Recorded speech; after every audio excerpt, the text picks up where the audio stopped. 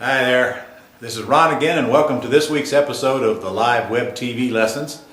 And this week we've been asked by popular demand to talk about locating prospects. So what we've decided to do is create a whole series on locating prospects. I'll go through several ways that we do it here in this office, and I'll take them each on individual lessons so that you can get the detail that you need on them.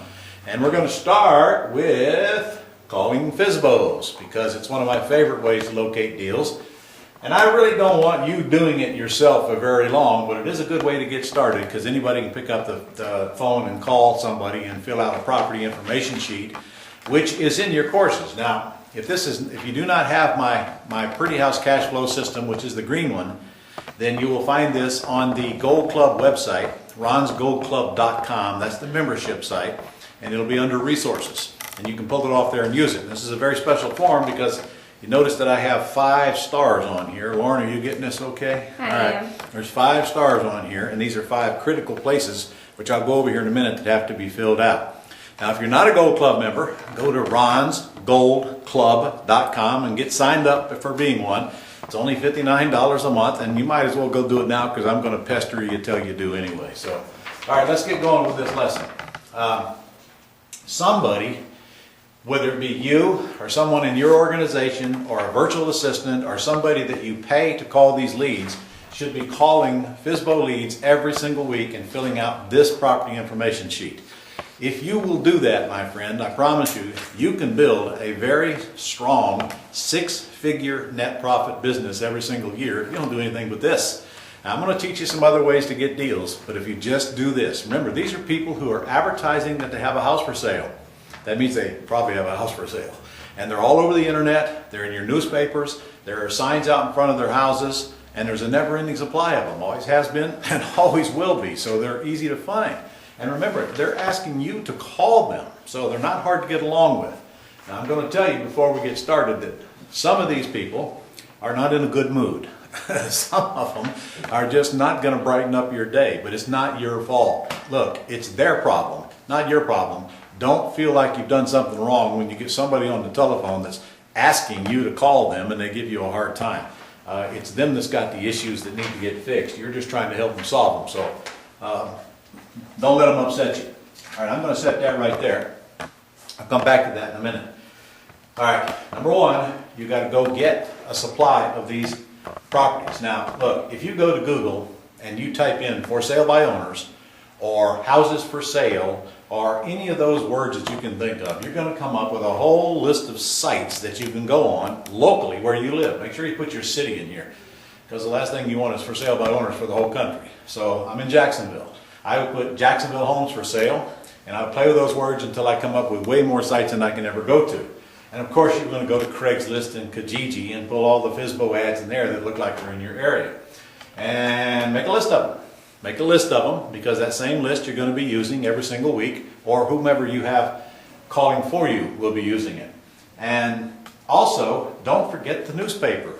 In case you're wondering, the newspaper still exists. They publish it where you live. It's actually delivered. They have this thing called paper that comes right to your door. And every week there's still people advertising in there. And I'm going to suggest to you that just the demographics tell me that people that are advertising in the newspaper are probably in the second half of their life.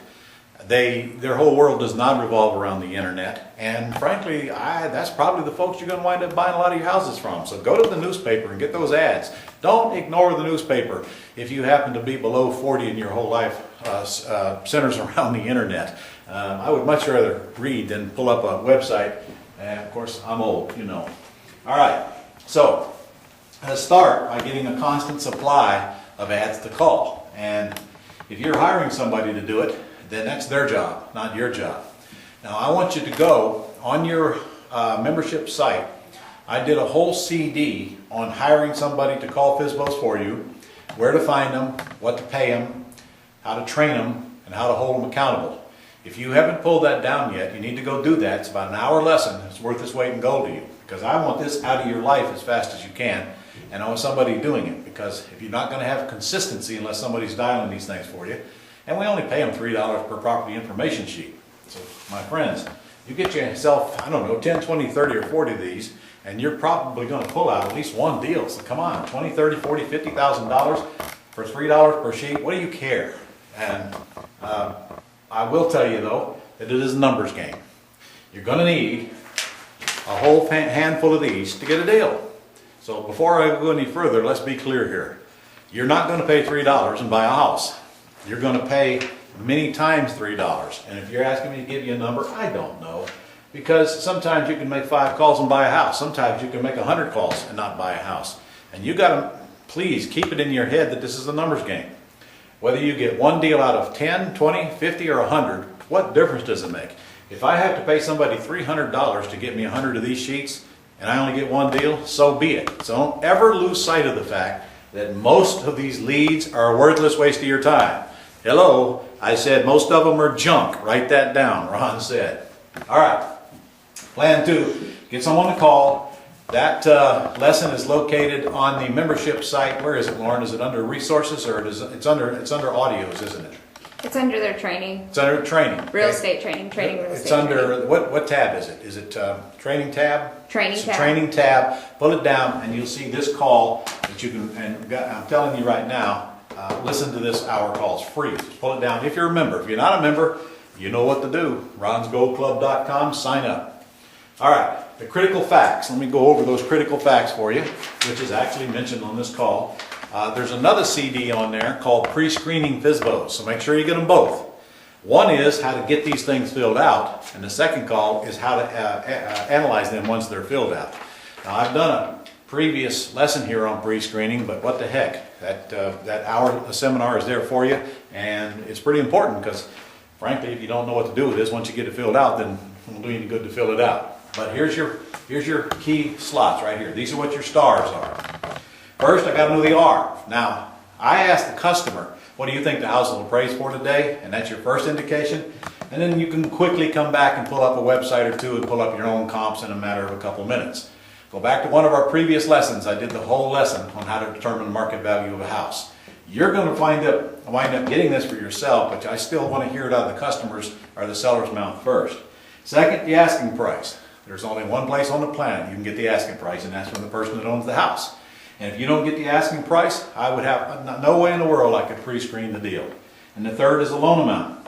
Folks, if I don't know what they owe, I can't possibly tell whether I can buy the house or not. I have to know what they owe. So the question is right on there. What do you owe? I need to know the loan amount. I need to know the monthly payment. And really important, I need to know if it's current or in arrears. Because if it's in arrears, it's a totally different kind of deal than if it's current. I'm looking for low payments, and I'm looking for some equity. Some equity. Don't have to steal it, but I got to have some equity or I'm just not going to be interested in it. So I want to know the R. If a house is worth 200 and they're asking 180 and they owe 174, then I've probably got a deal. I can probably go take over the loan for nothing as long as I know the payment is reasonable. And also want to know if the house is in good condition. Now this is very important because if it's a major rehab, it's a totally different deal than if it's a beautiful home.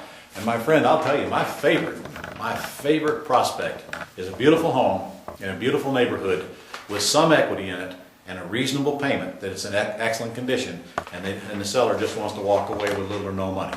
I'll take that $200,000 house with $175,000 debt on it with a payment of $1,000, $1,100 a month in a beautiful neighborhood in gorgeous condition all day long. Why? I can walk in, get a contract, a few days later close it, a few days later put a tenant buyer in there giving me $10,000, $15,000, $20,000, $25,000. Don't touch the house, don't raise capital, don't hire any repairs, don't deal with any contractors. Easy in, easy out. I get money now, money monthly, and money later. I'll take all of those you can get. And frankly, that's the whole purpose of this whole exercise, is so that you can get those kind of prospects coming at you and pre-screen them out quickly. And that's what we do here every single week. Every other day, my sister actually is doing this for me now. She brings me a stack. I go through them, and it takes a nanosecond to weed out the one or two in that whole pile that are even worth following up on. So I have to know these 4 items. Now, look on here real close. Can you see that, Lauren? Yes. Okay. There's the stars. Make sure the stars are filled out. Make sure the payments are current or in arrears. And if they're in arrears, you need to get an idea of how much they're in arrears right there. Okay? So that's your critical facts. All right. So that's it for calling FSBOs. Get these things called. learn how to pre-screen them, and then follow up and get out there and get the contracts on their 1 or 2 a month that comes through, and you just created a huge, at least 6-figure business. So, I'll see you on the next lesson.